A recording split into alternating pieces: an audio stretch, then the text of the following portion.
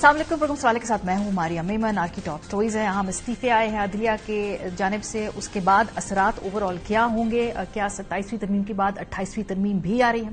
Programme के पहले हिस्से में हम इस पर बात करेंगे। उसके बाद केपी का अमन जिरगा हुआ, उसका एलामिया सामने आया, हासिल हसूल क्या है, वो कितना इम्प्लीमेंटेबल है। प्रोग्राम के दूसरे हिस्से में इस पर जिक्र करेंगे। आखिर में क्रिकेट तो हो रही है, चाहे जितना भी भारत को नागवार गुजरे, भारत जितना भी पाकिस्तान की क्रिकेट का रास्ता रोकने की कोशिश करे, लेकिन पाकिस्तान में आज के दिन पाकिस्तान श्रीलंका का मैच हो रहा है। प्रोग्राम के आखिरी हिस्से में जरा इस पर गुफ्तगू करेंगे, लेकिन आगाज करते हैं। ये हफ्ता बड़ा हंगामा रहा लेजिस्लेशन के हवाले से। हुकूमत पाकिस्तान ने 27वीं आईनी तरमीम तमाम ऐवानों से पास करा ली। उसके नतीजे में इस्तीफे सामने आए सुप्रीम कोर्ट की जानिब से। जस्टिस मंसूर अली शाह साहब और अतर मिनल्ला साहब ने इस्तीफा दिया। इस पर हम तफसीली बात करेंगे, लेकिन उससे पहले जरा क्विकली अगर हम नजर डालें पड़ोसी मुल्क के अंदर, और वो बात करना इसलिए जरूरी है क्योंकि ये मेरे सामने बिहार के इलेक्शन के रिजल्ट सामने आए। मोदी ने बिहार के इलेक्शन के लिए जिस तरह से कैंपेन की, जिस तरह नफरत को इस्तेमाल किया, पाकिस्तान के खिलाफ सेंटिमेंट को एक्सप्लॉइट किया, और बिहार के इलेक्शन से 12 घंटे पहले दिल्ली के अंदर एक बम धमाका होता है। और उस वक्त वहां पर भारत के अपने ही तज्जियाकार और पॉलिटिकल पार्टीज ये कहती हैं कि इसकी टाइमिंग, इसका तरीकेकार ये बहुत मशकूक है। इलेक्शन से एक दिन पहले जब इस तरह धमाका होता है, तो क्या मोदी सरकार को इससे फायदा होता है? ये हम नहीं कह रहे हैं, ये भारत की अपनी ऑपोजिशन और ओपिनियन मेकर्स कह रहे हैं। जरा सुनिए।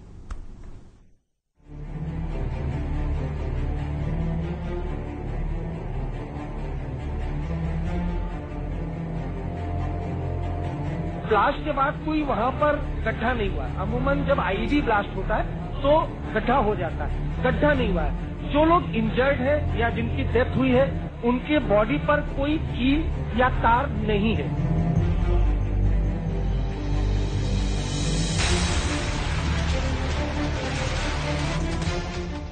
With the BJP-led NDA's landslide victory in Bihar, terror outfits feel that the recent attack on the Red Fort helped the BJP win. Now these outfits are demanding one nation, one election to better execute their plans. India undergoes elections almost every 3 months, making it difficult for terrorist organizations to find suitable dates for their attacks, which according to them indirectly helps the BJP. Seeing one nation, one election as the only solution, a terror outfit leader has requested opposition parties in India to support the proposal. Rajnath ji तो पुलवामा, उरी और पठानकोट के समय गृह मंत्री रहे थे।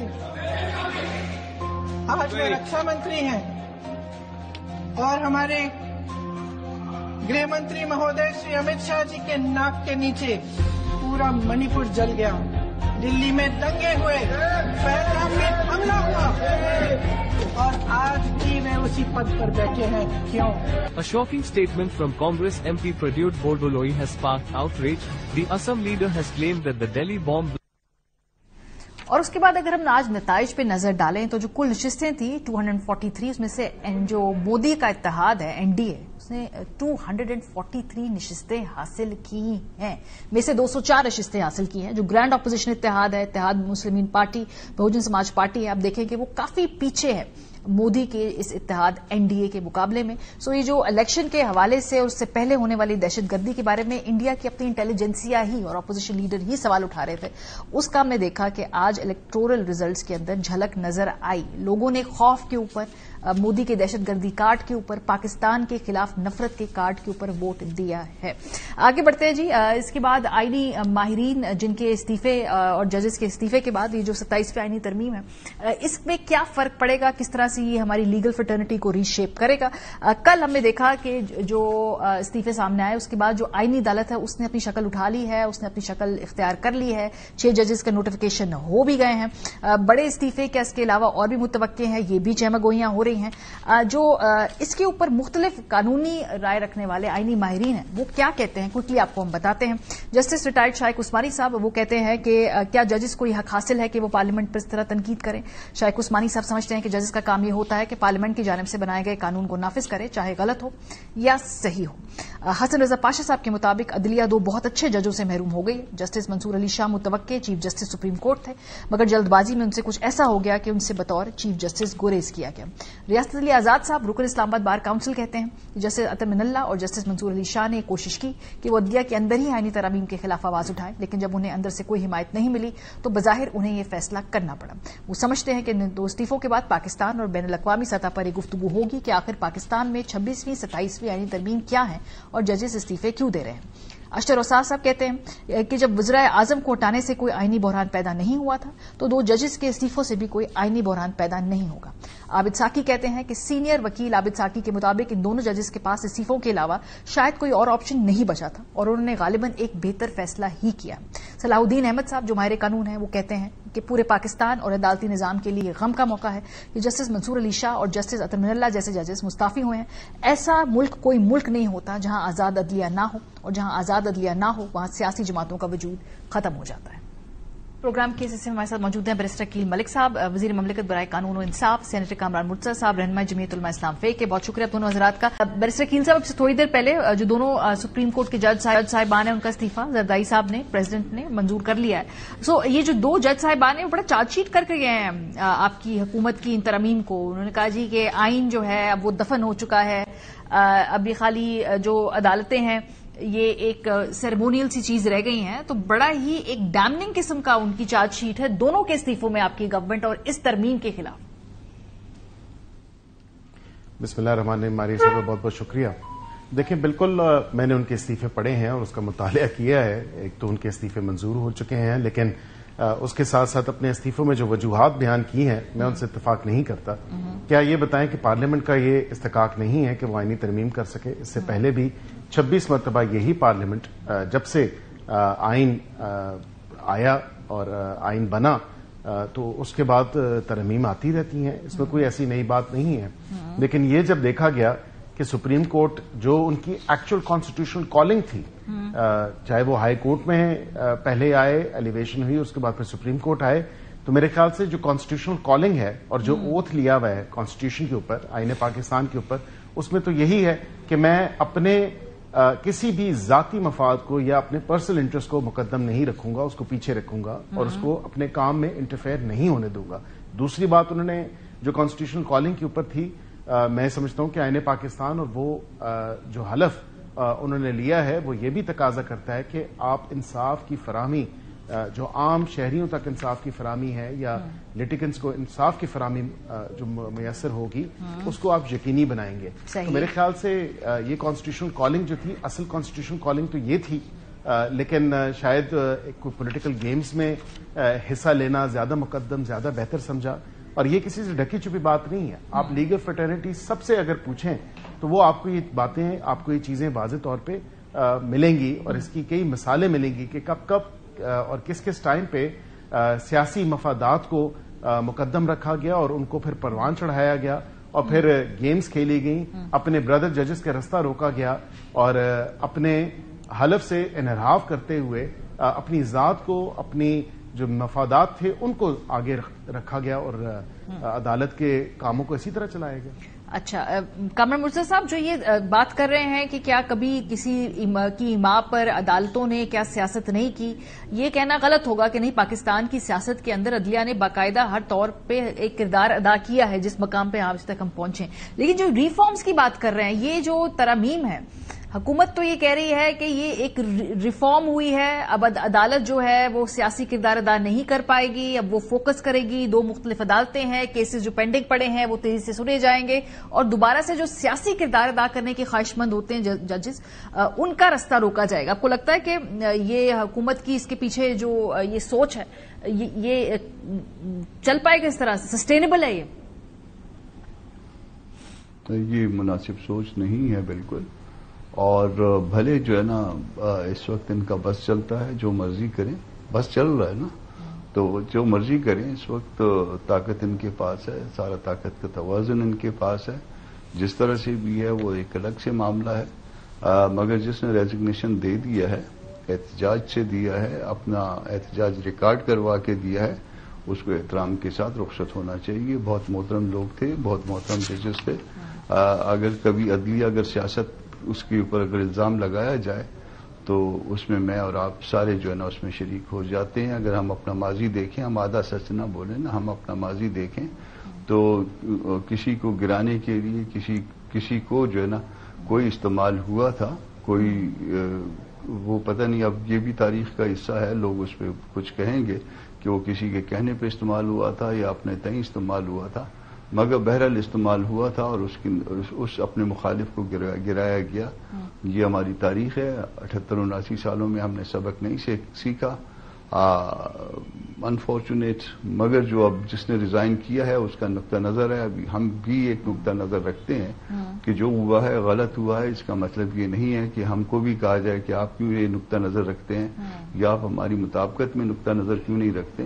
جو کچھ ہوا ہے یہ بہت برا ہوا ہے اور اس کو وقت ثابت کرے گا. جو آپ کہہ رہے ہیں کہ برا ہوا ہے, ٹھیک نہیں ہوا, ذرا تھوڑا سا ٹیکنیکل ایسپیکٹس پہ آ جاتے ہیں کیونکہ آپ خود بھی قانون پریکٹس کرتے رہے ہیں, عدالتوں میں پیش ہوتے رہے. کامران مرتضیٰ صاحب, کس طرح سے کئی اس کے اینگل. جی بالکل بالکل. جی تو کیسے ری شیپ کر رہے ہیں یہ وکالت کو؟ جی ہاں ایک اینگل لے لیجئے کہ آپ ایک پہلے سیاسی اینگل لے لیتے ہیں. آپ ایک پولیٹیکل ڈائلاگ کے نتیجے میں ایک نتیجے پہ پہنچے 26th امینڈمنٹ کے وقت میں, اور اس میں 5-6 ہفتے لگے. حالانکہ انہوں نے دوسرے دن اس کو منظور کروانا تھا, مگر 5-6 ہفتے لگے اور اس ڈائلاگ کے نتیجے میں اچھی یا بری جو ہے ایک ترمیم جو ہے وہ وجود میں آئی, اور اس کے اوپر جو ہے نا لوگوں نے اس کو توہن کراہن جو ہے اس کو ایکسیپٹ کر لی. اس کے بعد دی مومنٹ جو ہے نا وہ کورٹ کے ذریعے آپ کی نشستوں میں اضافہ ہوتا ہے, اور ظاہر ہے کہ وہ نشستوں کا اضافہ بھی جو ہے وہ ڈسپیوٹڈ ہے. بھلے اس کے ہم بہت لوگ جو ہے نا بینیفیشری بھی ہو سکتے ہیں انکلوڈنگ JUI, مگر اس اضافے کے نتیجے میں آپ نے موقع ملتے ہی فوراً ان چیزوں کو ریورس کیا. تو یہ تو اس کی بات ہو گئی پولیٹیکل جو ہے نا خامی. دوسری خامی یہ ہے کہ آپ دستور کو امینڈ کر رہے ہیں. دستور کو امینڈ کر رہے ہیں تو اس میں اتنے دن جو ہے وہ لگانا کہ کسی جو ہے نا اسٹیک ہولڈر کو, جو اصل اسٹیک ہولڈر ہے, جو پبلک اسٹیک ہولڈر ہے, وہ اس کو آپ اعتماد مانا لیں. لیگل فرٹرنیٹی کو جو ہے نا وہ اس طرح سے جو ہے نا وہ آپ نہ سوچے سمجھے. 2-4 جو ہے نا وہ مخصوص لوگ ہیں, ہمارے دوست ہیں سارے, مگر ان کے اسٹیٹمنٹ دلوا دینا. وہ بھی اسٹیٹمنٹ کیسے آتے ہیں وہ پتہ ہے میں, کیونکہ اسی فرٹرنیٹی کا حصہ ہوں. تو ان کے اسٹیٹمنٹس دلوا دینا اس کا مطلب یہ نہیں ہے کہ وہ اس فرٹرنیٹی جو ہے نا اس پہ ٹرسٹ کر رہی ہے. تو یہ بہت جلد بازی میں, اتنی جلد بازی میں ہوا کہ اس میں خود جو ہے نا وہ پھر اس کے بعد غلطیاں نکلنی شروع ہو گئیں کہ اس میں خود اس کو جو ہے نا واپس جو ہے سینٹ میں دوبارہ لانا پڑا. ابھی غلطیاں اور بھی نکلیں گی. تیسری بات یہ ہے کہ دستور میں سپریم کورٹ جو ہے بذات خود ایک کانسٹیٹیوشنل کورٹ تھی. انٹری 55 دیکھیے گا شیڈول کی, اس 55 میں جو ہے وہ آپ اس کے اختیارات سپریم کورٹ کے کم نہیں کر سکتے. آپ نے اس انٹری کے خلاف, وہ انٹری امینڈ نہیں ہوئی ہے, وہ انٹری ڈسٹرب نہیں ہوئی ہے, وہ انٹری ایگزسٹ کرتی, اور اس کے باوجود جو ہے نا آپ نے سپریم کورٹ کے اختیارات کم کر دیے اور سپریم کورٹ کے ایک پیرالل جو ہے نا کورٹ بنا دی. اگلی بات, سپریم کورٹ آج چیف جسٹس آف پاکستان آج تو موجودہ چیف جسٹس ہیں, ٹھیک ہے, اس کے بعد کبھی سپریم کورٹ سے چیف جسٹس ہوگا, کیونکہ ایک طرف 65 کی ایج ہے, ایک طرف 68 کی ایج ہے, اور یہ 68 والے ارینے میں کن کو لے کے جائیں گے؟ جو بڑے احترام کے ساتھ ان سے, جو ان کے ساتھ جو بھی حکومت وقت ہوگی, کیونکہ انہوں نے تو حکومت وقت ہمیشہ تو نہیں رہنا. جی جی. جو بھی جو اصل طاقت ہوگی جو ان کے ساتھ جو ہے ان کے ساتھ ایک اس کے اوپر ہوگی, ان کی مرضی کے مطابق ایک صفحے پہ ہوگی. جی. تو اس کا مطلب یہ ہوا کہ انصاف نہیں ہوگا, زوراور کا انصاف ہوگا. یہ جو آپ نے 4 نکات بتائے نا, پہلے میں بیرسٹر کیل صاحب سے اسی پہ گفتگو کرتی ہوں. میں نے بھی ٹیکنیکل اور گفتگو بھی کرنے کہ بھئی جو آئینی عدالت ہے اس کے فیصلے سپریم کورٹ کے فیصلے آئینی عدالت کے اوپر جو ہے اس کو بطور مثال نہیں بائنڈنگ ہوں گے. کیل ملک صاحب جو 3 نکات اٹھائے ہیں, ایک تو جب 26ویں ترمیم کے اوپر JUI کے ساتھ اور PTI کے ساتھ کنسلٹیشن کے بعد یہ طے ہو گیا کہ آئینی بینچ کی طرف جایا جائے گا, آئینی عدالت نہیں بنائی جائے گی. اس کے باوجود یہ آگے بڑھ کے 27ویں میں آئینی بینچ بنایا گیا. تیسری بات یہ جو خاص طور پہ ایک نقطہ انہوں نے اٹھایا کہ جو مدت ہے اور ایج ہے دونوں مختلف کورٹس کے سربراہان کی, اس سے ایک طرف جھکاؤ ہے, ایک طرف ٹلٹ ہے, یعنی ایک مخصوص کورٹ کا جو چیف ہے وہی چیف جسٹس بن پائے گا. دیکھیں 2-3 پوائنٹس آپ نے ہماری ہائی لائٹ کیے. سب سے پہلا جو پوائنٹ ہے, بالکل اس وقت 26ویں آئینی ترمیم کے ٹائم پہ ہمارے پاس نمبرز نہیں تھے اور ہم نے بالکل ایک کمپرومائز کیا. آئینی عدالت کے جو اوریجنل آئیڈیا تھا آئینی عدالت کا, اس سے ہم نے پھر آئینی بینچ, اور یہ آئیڈیا بھی جو ہے وہ کامران مرتضیٰ صاحب اس ٹائم بڑے اس پروسیس میں ایسوسیٹڈ تھے. وہ کوئن بھی اپوزیشن کی سائڈ سے ہوا تھا, تو اس میں بھی میں سمجھتا ہوں کہ مجھے کہنے میں کوئی آڑ نہیں ہے، اور وہ سیٹل کیا گیا. جب کمپرومائز ہم نے کیا آئینی بینچ کے اوپر، تو آئینی بینچ کی 1 سال کی جو کارکردگی ہے اور سپریم کورٹ کی کارکردگی جو ریگولر بینچز کی ہے، اس کو جکسٹا پوزیشن میں رکھ کے دیکھیں تو ہمارا جو اصل مقصد تھا ان terms of access to justice, اور جو لوگوں کو انصاف کی فراہمی تھی، ان کی اپیلز، ان کے ریویوز یا دیگر جو کام تھا کانسٹیٹیوشنل کام سے ہٹ کے جو کام تھا، اس پہ تو کوئی خاصا افیکٹ نہیں پڑا. تو پھر جب ہمارے پاس نمبر کمپلیٹ ہو گئے تو ظاہری بات ہے پھر ہم نے وہی اوریجنل جو ہماری ایک انفنشڈ ایجنڈا تھا، انفنشڈ بزنس تھا، جو اوریجنل پلان تھا، اس کے مطابق آئینی عدالت کا قیام اور اس کو یقینی بنایا. یہاں پہ دوسری ایک اور انہوں نے بات کی کہ جو ڈسپیرٹی ہے عمر کے بیچ میں 65 اور 68، یہ بالکل ہم نے اس کو واضح طور پہ ایڈریس کیا ہے کہ دونوں جج صاحبان میں سے جون سا جج صاحبان جو سینئر ہوگا، اور سینیورٹی نہ صرف ایج کی وجہ سے نہیں، سینیورٹی ڈپینڈنگ آن جب ان کی انڈکشن ہوئی، جب ان کی ایلیویشن ہوئی ایز جج آف دا ہائی کورٹ یا ایز جج آف دا سپریم کورٹ، تو اس حوالے سے دیکھا جائے گا ایسا تو نہیں ہے کہ ہمیشہ جو ہے وہ chief justice federal constitutional court کا ہی ہوگا.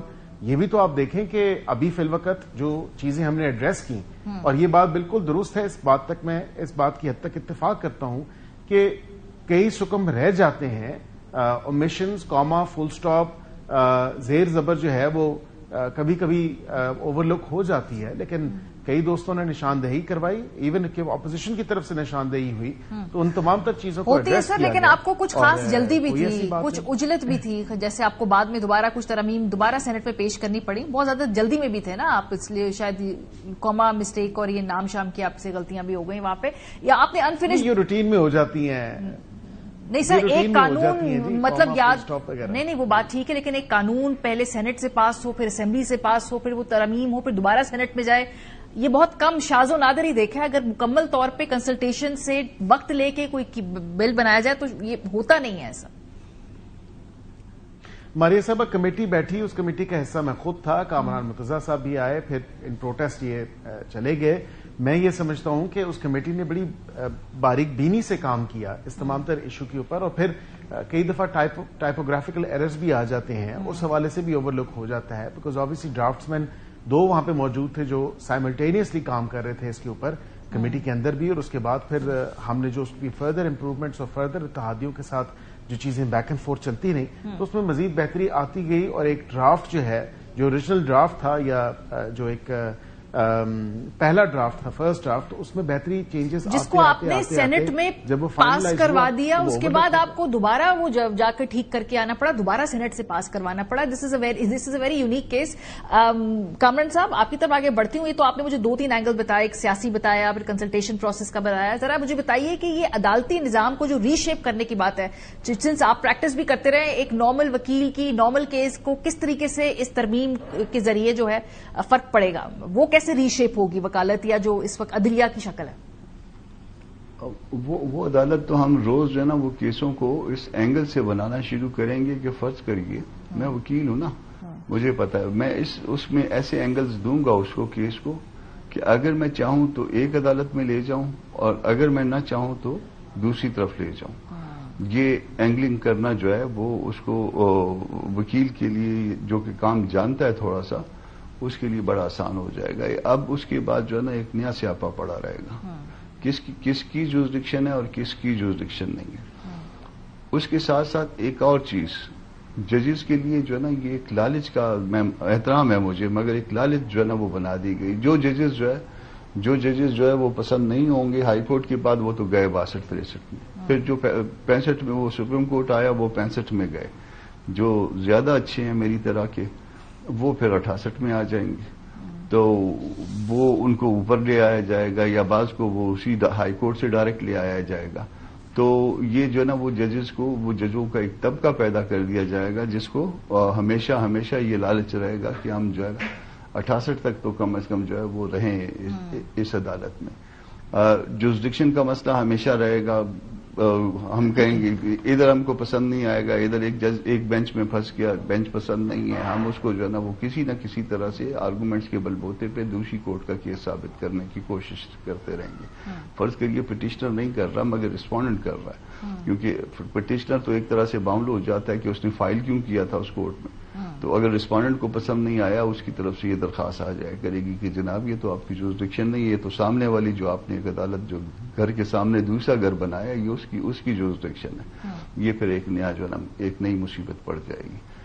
تیسری بات یہ کہ ایکسیس ٹو جسٹس کی بات ہے نا, تو لوگوں کو سہولت دینی ہے نا. تو ادھر تو ٹوٹل 60,000 کیس کا مطلب ہے 1,20,000 1.25 لوگ 1.5 لوگ جو ہے نا ادھر انوالو ہیں جو سپریم کورٹ میں جن کا میٹر ہے. جو 30-35 لاکھ کیس جو نیچے پڑا ہوا ہے, اس کے بعد ہائی کورٹ میں لاکھوں کیس پڑا ہوا ہے, ان کو تو آپ نے بہت زیادہ سہولت دی ہوگی انشاءاللہ تعالی. وہ تو اس کے بعد جو ہے نا چین لکھیں گے اور پھر اس کے بعد یہ ان کو کوئی ضرورت پیش نہیں آئے گی. پھر انہوں نے کہا کہ جب بندے ہمارے پاس پورے ہو گئے, تو جب بندے پورے ہو جائیں تو پھر کمٹمنٹ جو ہے نا اس کی حیثیت نہیں رہتی ہے نا. اب فرض کریے کہ جب ان کے پاس وہ بندے بھی پورے ہو گئے جو پیپلز پارٹی کے پاس آج پیپلز پارٹی نے ان کو پرووائڈ کیے, اگر وہ بندے بھی پورے ہو گئے تو پھر اس سے بعد جو ہے نا پھر وہ 18th امینڈمنٹ کو بھی جو ہے نا وہ ریورسل اس کا بھی شروع ہو جائے گا.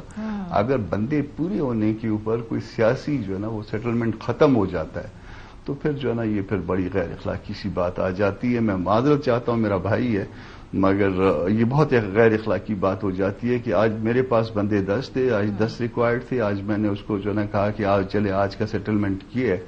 آپ نے جن کے ساتھ وہ سیٹلمنٹ کیا تھا کیا ان کے ساتھ آپ دوبارہ بیٹھے کہ یہ مسائل پیدا ہوئے ہیں گزشتہ 1 سال میں, آپ نے ان کو قائل کیا یا آپ ان سے قائل ہونے کی کوشش کی کہ یہ مسئلے تھے جن کی وجہ سے جو ہے نا وہ آپ کی جو اسکیم تھی ود ان کورٹ جو ایک الگ بینچ کی کہ چلیں وہ اسکیم آپ کی جو ہے نا وہ غلط ہے, تو اس کے اوپر ڈیبیٹ کرتے ہیں, اس کے اوپر ڈیبیٹ ہوتی, مہینہ 2 مہینے بات ہوتی, ہم وکلا کو اعتماد میں لیتے ہیں, ہم پبلک کو اعتماد میں لیتے ہیں, ہم سول سوسائٹی کو اعتماد میں لیتے.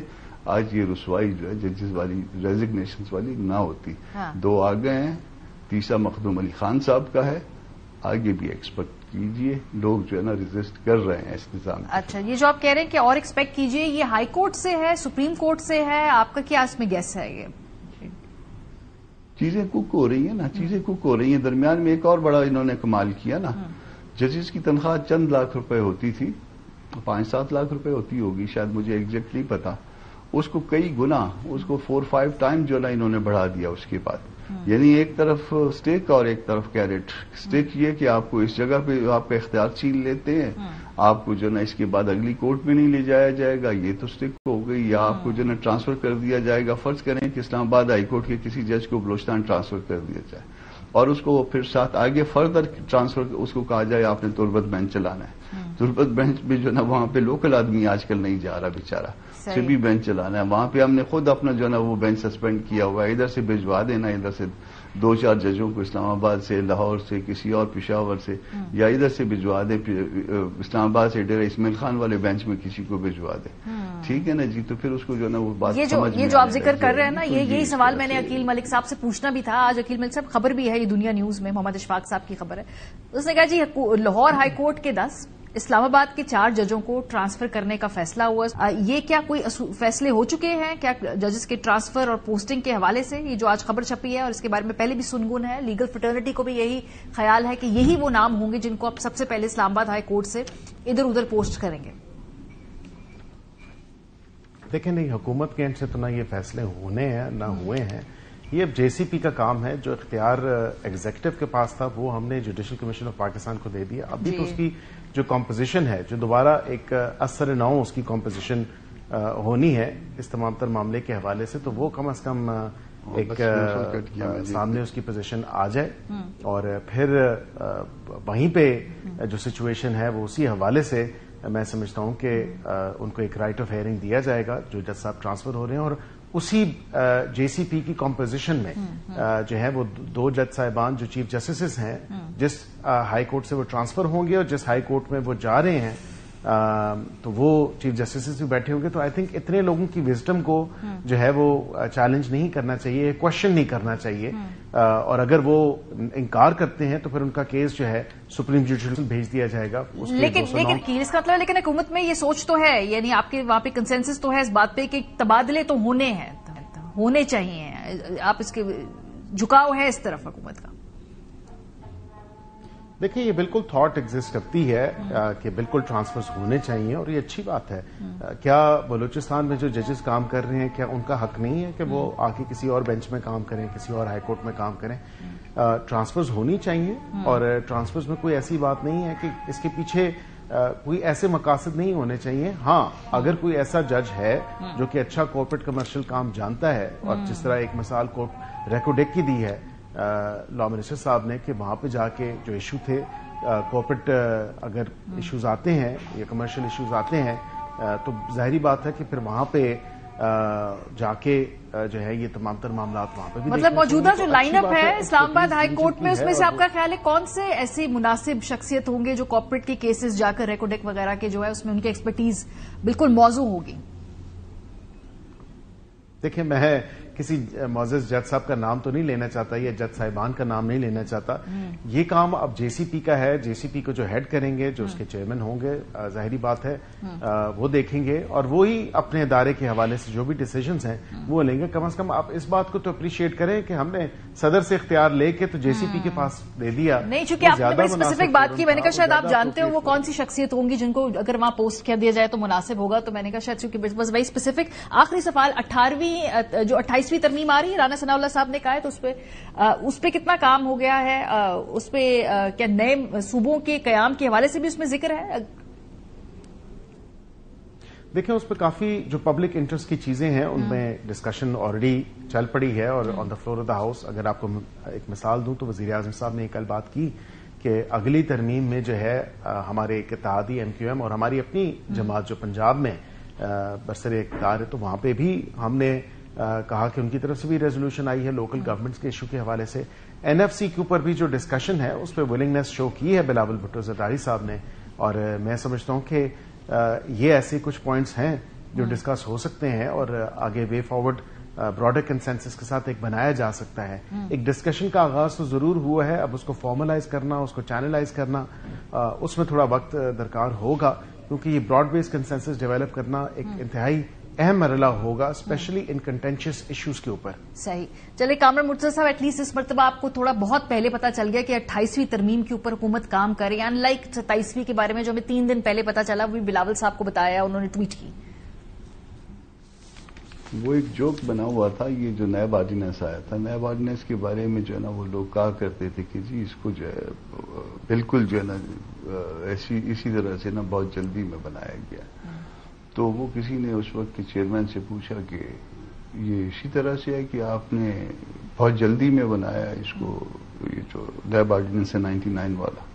उनका नहीं ऐसी बात तो नहीं है, पूरी रात सोचते रहे।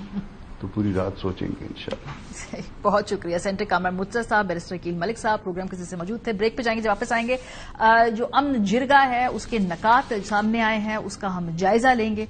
ब्रेक के बाद हमारे साथ रहिए। वेलकम बैक जी। खैबर पख्तूनख्वा में अमन जिरगा हुआ, जो इसका एक अच्छा पहलू है वो ये है कि तमाम सियासी जमातों ने फिलहाल अपने वक्ती तौर पे जो भी पॉलिटिकल डिफरेंसेस थे उसको एक तरफ रख के उसमें शिरकत की और उसके नतीजे में एक कंसेंसस डॉक्यूमेंट यानी जो एलामिया सामने आया है वो हम आपके साथ शेयर करते हैं। 15 निकात हैं जी उसके। स्पीकर बाबर सलीम स्वाति की मेजबानी में होने वाले जिरगे में वजीर आला खैबर पख्तूनख्वा सुहेल आफरीदी, गवर्नर फैसल करीम कुंडी, तहरीक इंसाफ की क्यादत, साबिक वज़राए आला, अरकान असेंबली, 20 से ज्यादा सियासी जमातों की सूबाई क्यादत, वुकला, ताजरों और सहाफी नुमाइंदों ने शिरकत की। अमन जिरगा मुतफिका तौर पर जम अजला समेत सूबे में जारी दहशतगर्दी की मजम्मत करता है। दहशतगर्दी के खात्मे के लिए सूबाई असेंबली को एतमाद में लेकर हर कानूनी रास्ता अपनाया जाएगा। अमन अमान के हवाले से मौजूदा कवानीन के हवाले से मुतफिका करारदाद जो सूबाई असेंबली में पेश की गई हैं उन पर फौरी अमल दरामद किया जाए। पुलिस और सीटीडी दाखिली सलामती की क़यादत करेंगे और जरूरत पड़ने पर दीगर इदारों से मुआवनत तलब कर सकते हैं। शहरी सतह पर पुलिस, कैंटोनमेंट और बल्दियाती इदारों के माबैन हम आहंगी के लिए सिटी सेल्स कायम किए जाएंगे जो चेक पोस्टों के खात्मे के लिए मुकर्ररा वक्त पर मबनी मनसूबे तैयार करें। खैबर पख्तूनख्वा बिलखुसूस शोरज़दा इलाकों में मादनियात के निकालने के अमल को बंद किया जाए। सूबाई असेंबली को इन कैमरा सेशन में ब्रीफिंग दी जाए। सूबाई हुकूमत और सूबाई असेंबली सूबाई एक्शन प्लान मुरतब करें। पाक अफगान बॉर्डर के तमाम तारीखी तजारती रास्तों को हर किस्म की तजारत के लिए खोला जाए। पाक अफगान खारजा पॉलिसी बनाने वाले विफाक सूबाई हुकूमत से मुशावरत करें और सिफारतकारी को तरजीह दें। विफाकी और सूबाई हुकूमत के दरमियान तनाव को कम किया जाए। मुश्तरका मुफादात काउंसिल का इजलास आईनी मुद्दत के मुताबिक बुलाया जाए। सूबे के आईनी माली हुकूक पर अमलदारी की जाए। मुकामी हुकूमतों के लिए आईनी तरमीम करके एनएफसी के साथ मुंसलिक किया जाए। भत्ताखोरी का खात्मा किया जाए ताकि दहशतगर्दों का मुआशी नाता टूट सके। सूबाई सतह पर अमन फोरम कायम किए जाएं जिनमें अक्सरियत गैर सरकारी अरकान की हो। हमारे साथ इफ्तिखार फिरदौस साहब मौजूद हैं, सीनियर सहाफ़ी हैं और ARY न्यूज़ पे अपना प्रोग्राम भी करते हैं और खास तौर पे जो मिलिटेंसी और दहशतगर्दी से मुतालिक मामला हैं उन पर गहरी नजर रखते हैं। बहुत शुक्रिया इफ्तिखार। ये जो डॉक्यूमेंट आया है 15 इसके निकात हैं।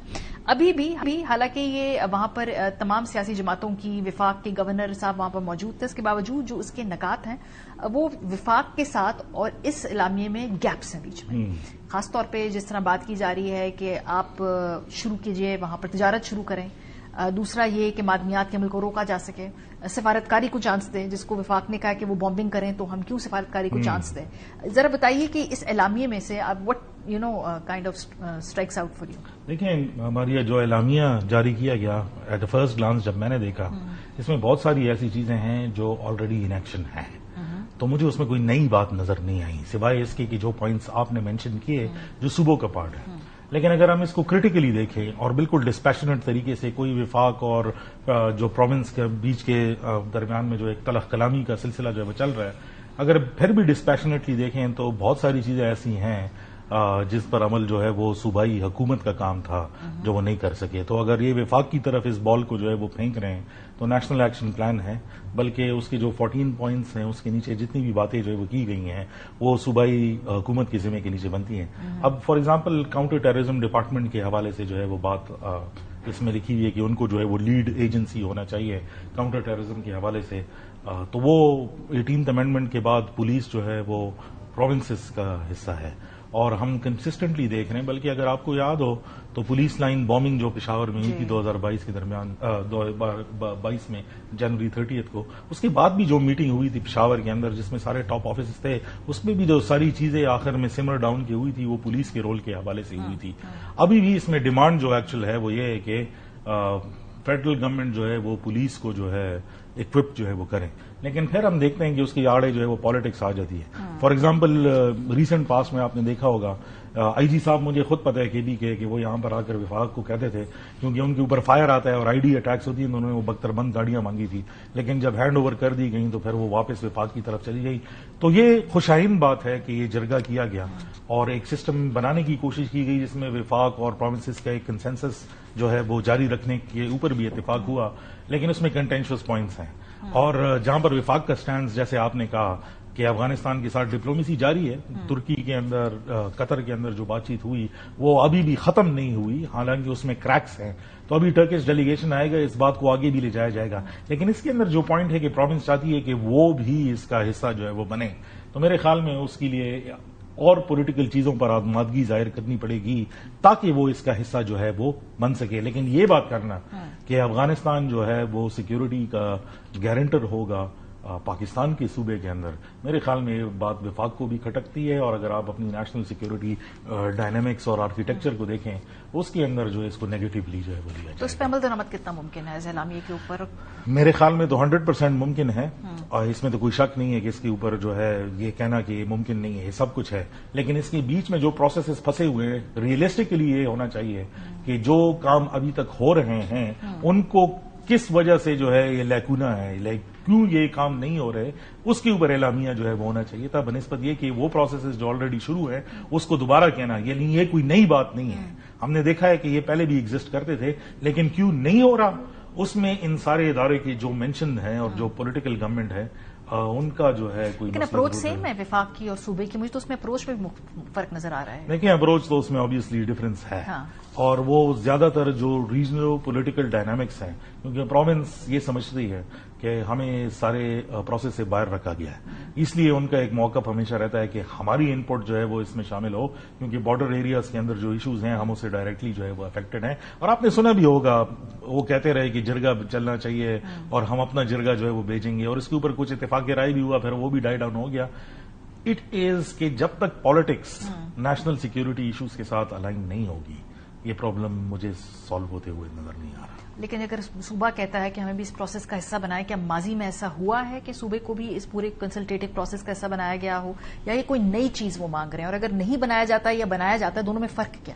اگر ریسنٹ ایگزامپل, اور یہ کمپلیٹلی ڈسپیشنیٹ انالیسس ہے, کسی بھی پولیٹیکل سائڈ کا جو ہے وہ خیال رکھتے ہوئے نہیں, لیکن اگر ڈسپیشنیٹلی اس کو جو ہے وہ دیکھ لیں تو جب وفاق نے ان کیمرہ سیشن جو ہے وہ بلایا تھا سارے پروونسز کا, چیف منسٹر خود نہیں آئے, انہوں نے اپنے ایڈوائزر کو جو ہے وہ بھیجا تھا اور چیف سیکرٹری کو بھیجا تھا. اس کے بعد یہ گلا کرنا کہ ہمیں انوائٹ نہیں کیا جاتا, میرے خیال میں یہ تھوڑی زیادتی ہے. بہت شکریہ افتخار فردوس, پروگرام کے ہمارے ساتھ موجود تھے. بریک جب واپس آئیں گے آخری سیگمنٹ میں ہم بات کریں گے, ذرا سری لنکا کی ٹیم کا شکریہ بھی ادا کریں گے اور تھوڑا آپ کو یاد بھی کرائیں گے کہ کب جب سری لنکا کی کرکٹ مشکل میں تھی تو پاکستانی کرکٹ نے آ کے وہاں پہ ان کو سہارا دیا. کچھ ذرا ہسٹری بک سے آپ کو کچھ چیزیں نکال کے دکھائیں گے. بریک کے بعد ہمارے ساتھ رہیں گے. Welcome back. گزشتہ ہفتے اسلام آباد میں ہونے والے ناخوشگوار جو دہشت گردی کا واقعہ ہے اس کے باوجود بھی پاکستان اور سری لنکا کی سیریز کے میچ اپنی معمول کے مطابق ہو رہے ہیں, اور اس میں اگر ہم تمام لوگ سری لنکا کی ٹیم کی سپورٹ کا شکریہ ادا نہ کریں تو زیادتی ہوگی. ہم نے دیکھا کہ کس طریقے سے بھارت کی طرف سے بھی کوشش کی گئی کہ کس طرح سے پلیئرز پہ پریشر ڈال کے ایک نیریٹو بنا کے اس سیریز کو خراب کیا جا سکے, لیکن سری لنکن بورڈ نے اس موقع پہ دوبارہ پاکستانی کرکٹ کے آ کر ہماری مدد کی. لیکن ذرا آپ کو تھوڑا پیچھے لے کے چلتے ہیں. 1994, 1996, 1997 جب سری لنکا کی کرکٹ خود ایک بڑی مشکل فیز سے گزر رہی تھی, کیونکہ سری لنکا دہشت گردی کی لہر کا مقابلہ کر رہا تھا, اور اس وقت پاکستان کی کرکٹ نے, پاکستانی ٹیم نے کس طرح آگے بڑھ کے ان کی کرکٹ کو سپورٹ کیا. آج سابق وکٹ کیپر جو ہیں راشد لطیف صاحب, انہوں نے بڑی دلچسپ ٹویٹ کی اور انہوں نے ایکس پر اپنی ایک طویل پوسٹ میں اس وقت کو یاد کیا جب سری لنکا میں سیکیورٹی کے انتہائی برے حالات کے بیچ بھی پاکستان نے وہاں کرکٹ کھیلنا جاری رکھی تھی. راشد لطیف کے مطابق 1994 میں جب ہم 3 ٹیسٹ اور 3 ایک روزہ میچ کھیلنے سری لنکا گئے تو سری لنکا کے حالات اچھے نہیں تھے. تامل ٹائیگرز کے ساتھ کئی جھڑپیں ہوئیں. کولمبو میں 2 ٹیسٹ میچوں کے بعد دھماکہ ہوا, شہر میں کرفیو لگا دیا گیا, جس کے بعد تیسرا ٹیسٹ منسوخ کر دیا گیا. نامساعد حالات کے باوجود پاکستانی ٹیم کولمبو میں موجود رہی اور پی سی بی اور حکومت کی جانب سے کیے گئے فیصلوں کو کھلاڑیوں کی جانب سے انتہائی سنجیدگی سے لیا گیا. راشد لطیف کی پوسٹ کے مطابق جنوری 1996 میں سری لنکا کی صورتحال ایک بار پھر سنگین بم دھماکوں, خودکش حملوں اور کرفیو کے ساتھ خانہ جنگی کی طرح تھی. 1996 کا ورلڈ کپ انڈیا, پاکستان اور سری لنکا میں ہونا تھا. ویسٹ انڈیز اور آسٹریلیا نے سری لنکا جانے سے انکار کر دیا تھا. یہ ایک مشکل وقت تھا جس نے پاکستان اور انڈیا کو ایک مشترکہ ٹیم بنانے اور اسے کولمبو بھیجنے پہ مجبور کیا. اس مشترکہ ٹیم میں اظہر الدین تھے, سچن ٹنڈولکر تھے, سعید انور تھے, وسیم اکرم, انیل کمبلے, راشد لطیف, وقار یونس اور عامر سہیل جیسے کھلاڑی موجود تھے. اور آج سوشل میڈیا پر میں دیکھ رہی تھی کہ اسی میچ کے شروع ہونے سے پہلے جیسے وہ گفتگو ہوتی ہے پلیئر سے, تو وسیم اکرم صاحب سے گفتگو کی وہاں پر اور ان سے ان کا شکریہ ادا کیا گیا. ان سے پوچھا گیا کہ آپ سری لنکا جو کرکٹ کھیلنے آئے ہیں ایسا کیوں ہے, تو وسیم اکرم نے اس کا کیا جواب دیا تھا, ذرا سنیے. It was a fantastic welcome, and as far as myself concerned, my team concerned, when we asked to go to Sri Lanka, and we said straight away, we said okay, because we knew the people over there, they love their cricket, and personally, I know there won't be anything wrong here, so that's why we are here to show the world that everything is fine here.